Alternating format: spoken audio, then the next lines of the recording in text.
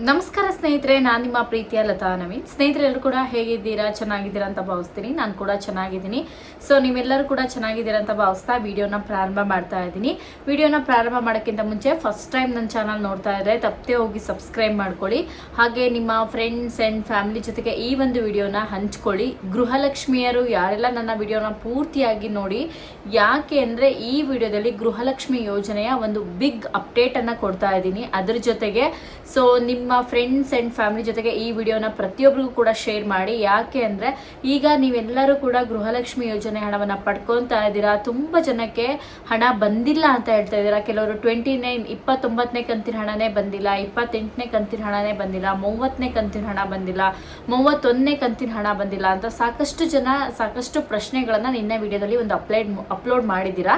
So ಈ upload ಮಾಡಿರುವಂತಹ ವಿಡಿಯೋಗೆ ತುಂಬ ಜನ ಕಮೆಂಟ್ ಮಾಡಿರೋದು ಯಾಕೆ ಹಣ ಬಂದಿಲ್ಲ, ಯಾಕೆ ಹಣ ಬಂದಿಲ್ಲ ಅಂತ. ಇದ್ರ ಬಗ್ಗೆ ಒಂದಿಷ್ಟು ಕ್ಲಾರಿಟಿಯನ್ನು ಕೊಡ್ತೀನಿ. ನಿಮ್ಮ ಅರ್ಜಿ ಅಥವಾ ನಿಮ್ಮ ಆಧಾರ್ ಕಾರ್ಡಲ್ಲಿ ಈ ರೀತಿ ಇದ್ರೂ ಕೂಡ ತೊಂದರೆ ಆಗುತ್ತೆ.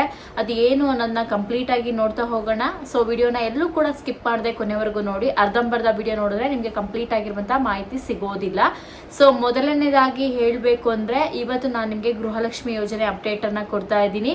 ಸೊ ನಿನ್ನೆ ತಾನೇ ವಚನವನ್ನು ಸ್ವೀಕರಿಸಿರುವಂಥದ್ದು ಡಿ.ಕೆ. ಶಿವಕುಮಾರ್ ಸರ್ ಅವರು. ಈಗ ಮಾಜಿ ಮುಖ್ಯಮಂತ್ರಿಗಳಾಗಿರುವಂಥದ್ದು ಸಿದ್ದರಾಮಯ್ಯ ಸರ್ ಅವರು, ಈಗ ಪ್ರೆಸೆಂಟ್ ಆಗಿ ಮುಖ್ಯಮಂತ್ರಿಗಳಾಗಿರುವಂಥದ್ದು ಡಿ.ಕೆ. ಶಿವಕುಮಾರ್ ಸರ್ ಅವರು. ಸೊ ತುಂಬ ಜನಕ್ಕೆ ಇದು ಗೊಂದಲ ಇರುತ್ತೆ. ಇನ್ನೂ ಕೂಡ ತುಂಬ ಜನ ಟಿವಿಯನ್ನು ನೋಡಿರಲ್ಲ, ಅದಕ್ಕೆ ಗೊಂದಲ ಇರುತ್ತೆ. ಕೆಲವೊಂದಿಷ್ಟು ಜನಕ್ಕೆ ಗೊತ್ತಿರುತ್ತೆ. ಸೊ ಇದನ್ನೆಲ್ಲದನ್ನು ಗಣನೆಯಲ್ಲಿ ಇಟ್ಕೊಂಡು ಮೊದಲು ತುಂಬ ಜನ ಕ್ವಶನ್ ಮಾಡಿರೋದು, ಇನ್ನು ಮುಂದೆ ಗೃಹಲಕ್ಷ್ಮಿ ಯೋಜನೆ ಹಣ ಬರುತ್ತಾ, ಉಚಿತ ಬಸ್ ಹಣ ಇರುತ್ತಾ, ಅಥವಾ ನಮಗೆ ಗೃಹ ಜ್ಯೋತಿ ಇರುತ್ತಾ, ಇದ್ರ ಬಗ್ಗೆನೇ ಜಾಸ್ತಿ ಜನಕ್ಕೆ ಒಂದು ಒಪಿನಿಯನ್ ಇರೋದು. ಯಾಕಂದರೆ ಈಗ ನೋಡ್ತಾ ಇರ್ಬೋದು ಬೇರೆ ಬೇರೆ ಯೋಜನೆಗಳನ್ನು ಕೂಡ ತಂದಿದ್ದಾರೆ, ಅದು ಎಲ್ಲರಿಗೂ ಕೂಡ ಸಿಗ್ತಾ ಇಲ್ಲ. ಪರ್ಟಿಕ್ಯುಲರ್ ಆಗಿ ಒಂದು ಏಜ್ ಇರ್ಬೋದು, ಈ ಥರ ಒಂದಿಷ್ಟು ಗೊಂದಲಗಳಿದೆ. ಬಟ್ ಇದೇನಲ್ಲ, ಎಲ್ಲರಿಗೂ ಕೂಡ ಸಿಗತ್ತಲ್ವ. ಅದಕ್ಕೆ ಈಗ ಮೊದಲನೇದಾಗಿ ಹೇಳಬೇಕು ಅಂದರೆ ಒಂದು ಕ್ಲಾರಿಟಿಯನ್ನು ಕೊಡ್ತೀನಿ. ಗೃಹಲಕ್ಷ್ಮಿ ಯೋಜನೆ ಹಣ ಖಂಡಿತ ಬರುತ್ತೆ, ಯಾವುದೇ ಕಾರಣಕ್ಕೂ ಕ್ಯಾನ್ಸಲ್ ಆಗಲ್ಲ. ಅದು ನಿಮಗೆ ಒಂದು ಡೌಟ್ ಕ್ಲಿಯರ್ ಆಗಿರಲಿ. 5 ಗ್ಯಾರಂಟಿಗಳು ಕೂಡ ಯಾವುದೂ ಕೂಡ ಕ್ಯಾನ್ಸಲ್ ಆಗಲ್ಲ. ಕಾಂಗ್ರೆಸ್ ಸರ್ಕಾರ ಎಲ್ಲಿ ತನಕ ಇರುತ್ತೋ ಅಲ್ಲಿ ತನಕನೂ ಕೂಡ ಗೃಹಲಕ್ಷ್ಮಿ ಯೋಜನೆ ಹಣ ಬರ್ತಾನೆ ಇರುತ್ತೆ. ಸೊ ವರಿ ಮಾಡ್ಕೋಬೇಡಿ. ಇಲ್ಲಿ ಬರ್ದೇ ಇರೋರು ಕೂಡ ತುಂಬಾ ಜನ ಇದ್ದಾರೆ. ಯಾರ್ಯಾರಿಗೆ ಬರಲ್ಲ ಅಂತ ನೋಡಿದರೆ, ಫಸ್ಟ್ ನಾನು ನಿಮ್ಗೆ ಹೇಳ್ದಂಗೆ ಟ್ಯಾಕ್ಸ್ ಪೇಯರ್ ಯಾರ್ಯಾರಿದ್ರು ಅವ್ರು ಯಾರಿಗೂ ಕೂಡ ಗೃಹಲಕ್ಷ್ಮಿ ಯೋಜನೆ ಹಣ ಬರಲ್ಲ, ನೆನಪಲ್ಲಿ ಇಟ್ಕೊಳ್ಳಿ. ಸೊ ನೀವು ಟ್ಯಾಕ್ಸ್ ಪೇ ಮಾಡ್ತಾ ಇದ್ರೆ ನಿಮ್ಗೆ ಹಣ ಬರಲ್ಲ. ಇಷ್ಟು ದಿನ ನೀವು ಹೇಗೋ ಪಡ್ಕೊತಾ ಇದ್ರಿ, ಅದೇನಂತ ಅಂದ್ರೆ ಒಂದು ಗಿಮ್ಮಿಕ್ ಆಗಿರ್ಬೋದು ಅಥವಾ ಏನೋ ನಿಮ್ಮ ಲಕ್ಕಲ್ಲಿ ಟ್ಯಾಕ್ಸ್ ಪೇಯರಿಗೆ ಹಣ ಬಂದಿದೆ. ಎಷ್ಟೋ ಜನಕ್ಕೆ ಬಂದಿದೆ. ನಾನು ಮೊನ್ನೆ ಒಂದು ವಿಡಿಯೋನ ಹಾಕಿದಾಗ ತುಂಬ ಜನ ಕಮೆಂಟ್ ಮಾಡಿದ್ರ.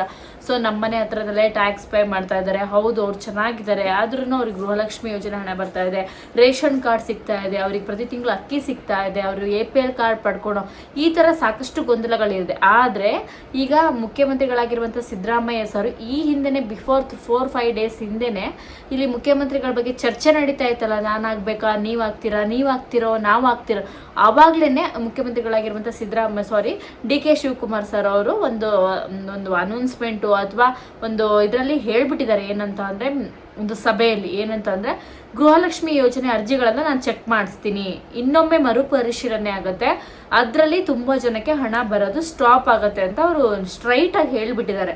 ಸೊ ಇದನ್ನು ಗಮನದಲ್ಲಿ ಇಟ್ಕೊಂಡು ಈಗಾಗಲೇ ಗೃಹಲಕ್ಷ್ಮಿ ಯೋಜನೆ ಅರ್ಜಿಗಳನ್ನು ಚೆಕ್ ಮಾಡಲಿಕ್ಕೆ ಪ್ರಾರಂಭಗೊಂಡ್ಬಿಟ್ಟಿದೆ. ಏನಂತ ಅಂದರೆ ನೀವು ಅಂದ್ಕೋಬೋದು ನನ್ಗೆ ಅರ್ಜಿ ಗೊತ್ತಾಗಲ್ಲ ಅಂತ. ಇಷ್ಟು ದಿನ ಹೇಗೋ ತುಂಬ ಜನ ಅರ್ಜಿಗಳು ಕ್ಯಾನ್ಸಲ್ ಆಗಿದೆ, ಕೆಲವ್ರದ್ದು ಅರ್ಜಿಗಳು ಇನ್ನೂ ಕೂಡ ನಡೀತಾ ಇದೆ, ಹಣ ಸಿಗ್ತಾ ಇದೆ. ಇದನ್ನೆಲ್ಲ ಗಮನದಲ್ಲಿ ಇಟ್ಕೊಂಡು ಡಿ.ಕೆ. ಶಿವಕುಮಾರ್ ಸರ್ ಅವರು ಈಗ ಅರ್ಜಿಗಳನ್ನು ಮರುಪರಿಶೀಲನೆಯನ್ನು ಮಾಡೋಕ್ಕೆ ಸ್ಟಾರ್ಟ್ ಮಾಡಿದ್ದಾರೆ. ನೀವು ಟ್ಯಾಕ್ಸ್ ಪೇಯರ್ ಅಂತ ಗೊತ್ತಾಗಿ ಗೌರ್ಮೆಂಟ್ ಜಾಬಲ್ಲಿ ಇದ್ದೀರಂತ ಗೊತ್ತಾದರೆ ನಿಮ್ಮ ಅರ್ಜಿ ಕ್ಯಾನ್ಸಲ್ ಆಗುತ್ತೆ, ನಿಮ್ಗೆ ಹಣ ಸಿಗೋದಿಲ್ಲ. ಸೊ ಈಗ ತುಂಬ ಜನ ಹೇಳ್ತಾ ಇದ್ರು, ನಂಗೆ 29ನೇ ಕಂತು ಬಂದಿಲ್ಲ, 28ನೇ ಕಂತು ಬಂದಿಲ್ಲ, 30ನೇ ಕಂತು ಬಂದಿಲ್ಲ. ಹಣ ಬಂದಿದೆ, ದಯವಿಟ್ಟು ಹೋಗಿ ಚೆಕ್ ಮಾಡ್ಕೊಳ್ಳಿ. ಕೆಲವೊಂದು ಸರಿ SMS ಬಂದಿರಲ್ಲ. SMS ಬಂದಿಲ್ಲ ಅಂದ ತಕ್ಷಣ ಅಕೌಂಟು ಹಣ ಕ್ರೆಡಿಟ್ ಆಗಿಲ್ಲ ಅಂತ ಅರ್ಥ ಅಲ್ಲ. ನಿಮ್ಮ ಖಾತೆ ಏನಿದೆ, ನೀವು ಫೋನ್ಪೇ ಯೂಸ್ ಮಾಡ್ತಿದ್ರೆ ಫೋನ್ಪೇ, ಗೂಗಲ್ ಪೇ ಯೂಸ್ ಮಾಡ್ತಿದ್ರೆ ಗೂಗಲ್ ಪೇ, ಅಥವಾ ನಿಮ್ಮ ಬ್ಯಾಂಕ್ ಬ್ಯಾಲೆನ್ಸ್ ಚೆಕ್ ಮಾಡ್ಕೊಳ್ಳಿ, ಆ ಥರ ಲಾಸ್ಟ್ ಟ್ರಾನ್ಸಾಕ್ಷನ್ ಚೆಕ್ ಮಾಡ್ಕೊಳ್ಳಿ. ಹಣ ಬಂದಿದೆ, ಹಣ ಬಂದೇ ಇಲ್ಲ ಅನ್ನೋರು ನಿಮ್ಗೆ ಎಷ್ಟು ಕಂತಿನ ಹಣ ಬಂದಿಲ್ಲ ಅನ್ನೋದನ್ನ ಫಸ್ಟ್ ಚೆಕ್ ಮಾಡಿ. ಈಗ 5-6 ಕಂತಿನ ಹಣ ಬಂದಿಲ್ಲ, ನಮ್ಮ ಪಕ್ಕದ ಮನೆಯವ್ರಿಗೆ ಬಂದಿದೆ, ನನ್ನ ಫ್ರೆಂಡಿಗೆ ಬಂದಿದೆ ಅನ್ನೋರು ನಿಮ್ಮ ಹತ್ತಿರದಲ್ಲಿರುವಂತಹ ಮಹಿಳಾ ಮತ್ತು ಮಕ್ಕಳ ಕಲ್ಯಾಣ ಇಲಾಖೆ ಏನು ತಾಲೂಕು ಆಫೀಸ್ ಏನಿರುತ್ತೆ ಅಲ್ಲಿ ಗ್ರಾಮ ಒಂದಿರುತ್ತೆ, ಹಾಗೆಯೇ ನೀವು ನೋಡ್ತಾ ಇರ್ಬೋದು ಬ್ಯಾಂಗ್ಳೂರ್ ಒಂದಿರುತ್ತೆ. ಪ್ರತಿಯೊಂದಕ್ಕೂ ಹೋಗಿ ನಿಮ್ಮ ಅರ್ಜಿ ಏನಾಗಿದೆ ಅನ್ನೋದನ್ನ ಚೆಕ್ ಮಾಡಿಸಿ. ಅರ್ಜಿ ಎಲ್ಲ ಕರೆಕ್ಟ್ ಆಗಿದೆ ಅಂದರೆ ನಿಮ್ಗೆ ಹಣ ಬರುತ್ತೆ. ಅಥವಾ ಅರ್ಜಿಯಲ್ಲಿ ನೀವೇನಾದ್ರು ಟ್ಯಾಕ್ಸ್ ಪೇಯರ್ ಆಗಿರೋದು ಸರ್ಕಾರದ ಗಮನಕ್ಕೆ ಬಂದಿದ್ರೆ ನಿಮ್ಮ ಹಣ ಕ್ಯಾನ್ಸಲ್ ಆಗುತ್ತೆ. ಇದನ್ನ ನೀವು ನೆನಪಲ್ಲಿ ಇಟ್ಕೋಬೇಕು. ಸೊ ಸುಮ್ಮನೆ ಹಣ ಬಂದಿಲ್ಲ ಅಂದರೆ ನಿಮ್ಮ ಟೈಮ್ ಕೂಡ ವ್ಯರ್ಥ ಆಗುತ್ತೆ. ಸುಮ್ಮನೆ ಹೋಗಿ ದಯವಿಟ್ಟು ನಿಮ್ಮ ಟೈಮ್ನ ವೇಸ್ಟ್ ಮಾಡ್ಕೋಬೇಡಿ. ಬ್ಯಾಂಕ್ಗಳಿಗೆ ಹೋಗ್ಬಿಟ್ಟು ಇವತ್ತು ಹಣ ಬಂತಾ ನಾಳೆ ಹಣ ಬಂತಾ ಅಂತ ಚೆಕ್ ಮಾಡ್ಸಕ್ಕೆ ಹೋಗ್ಬೇಡಿ. ನಿಮ್ಮ ಮೊಬೈಲಲ್ಲೇ ಚೆಕ್ ಮಾಡ್ಕೊಳ್ಳಿ. ಅದಕ್ಕೋಸ್ಕರ ನಾನು ಹೇಳ್ತಾ ಇದ್ದೀನಿ. ಇದಿಷ್ಟು ಗೃಹಲಕ್ಷ್ಮಿ ಯೋಜನೆ ಹಣ ಬರದೇ ಇದ್ದವರು. ಈಗ ಹಣ ಬಂದಿದೆ ಅನ್ನೋರು, ಸೊ ಹಣ ಬಂದಿದೆ, ಖಂಡಿತ ನಿಮಗೆ ಅದು ಖುಷಿಯಾದ ವಿಚಾರನೇ. ಯಾಕಂದರೆ ಹಣ ಬಂದಿರೋದು ತುಂಬಾ ಖುಷಿಯಾದ ವಿಚಾರ.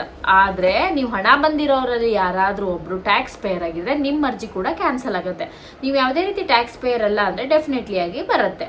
ಆಮೇಲೆ ತುಂಬ ಜನ ಕೇಳ್ತಾ ಇದ್ದಾರೆ, ಬಯೋಮೆಟ್ರಿಕ್ ಪ್ರತಿ ತಿಂಗಳು ಹೋಗಿ ಕೊಡಬೇಕಾ ಅಥವಾ ಒಂದು ಸರಿ ಕೊಟ್ಟರೆ ಸಾಕಾ ಅಂತ. ಇಲ್ಲ, ಒಂದು ಸರಿ ಕೊಟ್ಟರೆ ಸಾಕು. ಹೇಗೆ ಅಂದರೆ ನಿಮ್ಮ ಅರ್ಜಿ ಏನಾದ್ರು ಕ್ಯಾನ್ಸಲ್ ಆಗಿದೆ, ಈಗ ನಿಮ್ಮ ಅರ್ಜಿ ಹಾಕಿರೋದನ್ನು ಕ್ಯಾನ್ಸಲ್ ಆಗಿದೆ, ನಿಮ್ಗೆ ಹಣ ಬರ್ತಾ ಇಲ್ಲ ಅಂದಾಗ, ಸೊ ನಿಮ್ಮ ಹತ್ತಿರದಲ್ಲಿ ಹೋಗ್ಬಿಟ್ಟು ಬ್ಯಾಂಗ್ಳೂರನ್ನು ಕರ್ನಾಟಕವನ್ನು ಈ ತರ ಏನು ಇರುತ್ತೋ ಸೆಂಟರ್ಗಳು, ಅಲ್ಲಿ ಹೋಗ್ಬಿಟ್ಟು ನೀವು ಬಯೋಮೆಟ್ರಿಕ್ ಕೊಟ್ರೆ ನೀವು ಯಾವುದೇ ರೀತಿ ಟ್ಯಾಕ್ಸ್ ಪೇಯರ್, ನಿಮ್ಮ ಹಸ್ಬೆಂಡ್ ಟ್ಯಾಕ್ಸ್ ಪೇಯರ್ ಎಲ್ಲ ಅಂದ್ರೆ ನಿಮಗೆ ಬರುತ್ತೆ. ಅಥವಾ ನೀವೇ ಟ್ಯಾಕ್ಸ್ ಪೇಯರ್ ಆಗಿದ್ರು ಕೂಡ ಹಣ ಬರಲ್ಲ. ಸೊ ಇದಿಷ್ಟನ್ನೆಲ್ಲ ಗಮನದಲ್ಲಿ ಇಟ್ಕೊಂಡು ನೀವು ಒಂದ್ಸರಿ ಬಯೋಮೆಟ್ರಿಕ್ ಕೊಟ್ರೆ ಸಾಕು, ನಿಮ್ಗೆ ಹಣ ಜಮಾ ಆಗುತ್ತೆ. ಪ್ರತಿ ತಿಂಗಳು ಜಮಾ ಆಗ್ತಾ ಹೋಗುತ್ತೆ. ಸೊ ಟ್ಯಾಕ್ಸ್ ಪೇಯರಿಗೆ ಹಣ ಬರಲ್ಲ, ಅದನ್ನ ನೆನಪಲ್ಲಿ ಇಟ್ಕೊಳ್ಳಿ ಸ್ನೇಹಿತರೆ. ನೆಕ್ಸ್ಟ್, ಈಗ ಗೃಹಲಕ್ಷ್ಮಿ ಯೋಜನೆ ಹಣ 32, 33 ಹಾಗೇನೆ 31ನೇ ಕಂತಿನ ಹಣ ಬಂದಿಲ್ಲ ಅಂತ ಹೇಳಿದೆ. ಕೆಲವೊಂದಿಷ್ಟು ಜನರಿಗೆ ಬಂದಿದೆ, ಕೆಲವೊಂದಿಷ್ಟು ಜನರಿಗೆ ಬಂದಿಲ್ಲ. ಈಗ ನಿನ್ನೆ ತಾನೇ ನಿಮ್ಗೆ ಗೊತ್ತಿದೆ, ಡಿ ಕೆ ಶಿವಕುಮಾರ್ ಸರ್ ಅವರು ಪ್ರಮಾಣ ವಚನವನ್ನು ಸ್ವೀಕಾರ ಮಾಡಿದ್ರು. ಸೊ ಇನ್ನು ನಿಮಗೆ ಈ ತಿಂಗಳ ಕೊನೆಯಲ್ಲಿ ಅಥವಾ ಮುಂದಿನ ವಾರದ ಕೊನೆಯಲ್ಲಿ, ಸೊ ಈ ತಿಂಗಳಲ್ಲ, ಈ ವಾರದ ಕೊನೆಯಲ್ಲಿ ಅಥವಾ ಮುಂದಿನ ವಾರದ ಫಸ್ಟಲ್ಲಿ, ಸೋಮವಾರದ ನಂತರ ಗೃಹಲಕ್ಷ್ಮಿ ಯೋಜನೆ ಹಣವನ್ನು ಕೂಡ ಬಿಡುಗಡೆ ಮಾಡ್ತಾ ಇದೆ ಸರ್ಕಾರ. ಒಟ್ಟಿಗೆ 4,000 ಜಮಾ ಆಗುತ್ತೆ. ಅಂದರೆ ಒಂದೇ ಸರಿ ಜಮಾ ಮಾಡಲ್ಲ. ಇವತ್ತು 2,000 ಹಾಕಿದ್ರೆ ಇನ್ನು 4 ದಿನ ಬಿಟ್ಟು ಇನ್ನೂ 2,000, ಈ ಥರವಾಗಿ ಹಣವನ್ನು ಜಮಾ ಮಾಡುತ್ತೆ. ಏನು ಪೆಂಡಿಂಗ್ ಇದೆ ಹಣ ಅದೆಲ್ಲದೂ ಕೂಡ ಆಲ್ರೆಡಿ ಜಮಾ ಮಾಡ್ತೀವಿ ಅಂತ ಸರ್ಕಾರ ಹೇಳಿದೆ. ಅದೇ ಥರ ನಿಮ್ಮ ಖಾತೆಗೆ ಹಣ ಕೂಡ ಜಮಾ ಆಗುತ್ತೆ. ಇದನ್ನ ನೆನಪಲ್ಲಿ ಇಟ್ಕೊಳ್ಳಿ ಸ್ನೇಹಿತರೆ. ಸೊ ನೀವು ಟ್ಯಾಕ್ಸ್ ಪೇಯರ್ ಆಗಿದ್ರೆ ಹಣ ಬರಲ್ಲ, ಆ ಥರ ಏನಾದ್ರು ಇದ್ರೆ ಖಂಡಿತ ನೀವು ಯೋಚನೆ ಮಾಡಿಬಿಟ್ಟು ಟ್ಯಾಕ್ಸ್ ಪೇಯರ್ ಆಗಿದ್ದಕ್ಕೆ ಬಂದಿರಲ್ಲ ಅಂತ ಅರ್ಥ ಮಾಡ್ಕೊಳ್ಳಿ. ಸೊ ಅದು ಯಾವುದೂ ಇಲ್ಲ ಅಂದರೆ ಡೆಫಿನೆಟ್ಲಿ ಆಗಿ ಹಣ ಬರುತ್ತೆ. ದಯವಿಟ್ಟು ಕಾದು ನೋಡಿ ಅಂತ ನಾನು ಹೇಳ್ತೀನಿ. ಇದಿಷ್ಟು ಬಹಳ ಮುಖ್ಯವಾದ ಅಪ್ಡೇಟು. ಸೊ ತುಂಬ ಜನ ವೆಯ್ಟ್ ಲಾಸ್ ಜರ್ನಿಗೆ ಜಾಯಿನ್ ಆಗಿದ್ದೀರಾ. ನಿಮ್ಮಲ್ಲಿ ಯಾರಿಗಾರು ವೆಯ್ಟ್ ಲಾಸ್ ಆಗಬೇಕು ಅಂತ ಇಂಟ್ರೆಸ್ಟ್ ಇದ್ದರೆ ಮಹಿಳೆಯರಿಗೆ ಮಾತ್ರ ಖಂಡಿತ ನನ್ನ ಪೇಜನ್ನು ಫಾಲೋ ಮಾಡಿಕೊಂಡು ಇನ್ಸ್ಟಾಗ್ರಾಮಲ್ಲಿ ವಾಟ್ಸಪ್ ಮುಖಾಂತರ ಕಾಂಟ್ಯಾಕ್ಟ್ ಮಾಡಿ. ಹಾಗೆ ಇನ್ನೊಂದು ವಿಚಾರವನ್ನು ಹೇಳಬೇಕು. ಹಾಗೆ ನಿಮ್ಮ ತುಂಬಾ ಖುಷಿಯಾದ ವಿಚಾರ ಏನಂತ ಅಂದರೆ, ಸೊ ತುಂಬ ಜನ ಜ್ಯುವೆಲರಿ ವಿಡಿಯೋಗಳನ್ನ ಕೇಳ್ತಾ ಇದ್ರಿ. ಇವತ್ತು ಸಂಜೆಯಿಂದನೇ ಜ್ಯುವೆಲರಿ ವಿಡಿಯೋಗಳನ್ನ ಕೂಡ ಅಪ್ಲೋಡ್ ಮಾಡ್ತಾ ಹೋಗ್ತೀನಿ. ಸೊ ಗೃಹಲಕ್ಷ್ಮಿ ಯೋಜನೆ ವಿಡಿಯೋನ ಬೆಳಗ್ಗೆ ಅಪ್ಲೋಡ್ ಮಾಡ್ತೀನಿ. ಹಾಗೆಯೇ ಡೈಲಿ ವ್ಲಾಗ್ಸ್ ಆಗಿರ್ಬೋದು, ಹಾಗೆಯೇ ಜ್ಯುವೆಲರಿ ಕಲೆಕ್ಷನ್ ಆಗಿರ್ಬೋದು, ಪ್ರತಿಯೊಂದು ವಿಡಿಯೋಗಳನ್ನು ಕೂಡ ಸಂಜೆ ಅಪ್ಲೋಡ್ ಮಾಡ್ತಾ ಹೋಗ್ತೀನಿ. ಸೊ ಇವತ್ತಿನ ವಿಡಿಯೋ ಇಷ್ಟವಾಗಿತ್ತು. ವಿಡಿಯೋ ಇಷ್ಟ ಆದರೆ ಲೈಕ್ ಮಾಡಿ, ಏನಾದ್ರು ಡೌಟ್ ಇದ್ರೂ ಕಮೆಂಟ್ ಮಾಡಿ. ತುಂಬ ಜನ ನಿನ್ನೆ ಕಮೆಂಟ್ ಪ್ರಶ್ನೆಗೆ ಉತ್ತರ ನೀಡಿದ್ದೀರಾ, ಅದೇ ಒಂದು ಖುಷಿಯಾದ ವಿಚಾರ. ಇದೇ ಥರ ರೆಸ್ಪಾನ್ಸ್ ಮಾಡಿ. ಪ್ರತಿಯೊಬ್ಬರು ಕೂಡ ಪ್ರತಿಯೊಂದು ವಿಡಿಯೋಗಳನ್ನ ನೋಡಿ ಸಪೋರ್ಟ್ ಮಾಡಿ. ನಿಮ್ಮೆಲ್ಲರ ಸಪೋರ್ಟ್ ನಂಗೆ ತುಂಬಾ ಮುಖ್ಯ. ತುಂಬ ಜನ ಮುಂಚೆ ಎಲ್ಲ ತುಂಬ ವಿಡಿಯೋಗಳನ್ನ ನೋಡ್ತಾ ಇದ್ರಿ. ಸೊ ದಯವಿಟ್ಟು ಪ್ರತಿಯೊಂದು ವಿಡಿಯೋಗಳನ್ನ ನೋಡಿ ಸಪೋರ್ಟ್ ಮಾಡಿ ಅಂತ ಹೇಳ್ತೀನಿ. ಎಲ್ಲರನ್ನೂ ಬೆಳೆಸೋಣ, ಎಲ್ಲರೂ ಕೂಡ ಬೆಳೆಯೋಣ ಅಂತ ನನ್ನ ಒಪಿನಿಯನು. ಸೊ ನಿಮ್ಗೇನು ಅನ್ಸುತ್ತೆ ಅಂತ ಕಮೆಂಟ್ ಮಾಡಿ. ಸೊ ನೆಕ್ಸ್ಟ್ ವಿಡಿಯೋದಲ್ಲಿ ಮತ್ತೊಮ್ಮೆ ಸಿಗ್ತೀನಿ. ನಿಮ್ಮೆಲ್ಲರಿಗೂ ಕೂಡ ಧನ್ಯವಾದಗಳು. ನಮಸ್ಕಾರ. Thank you.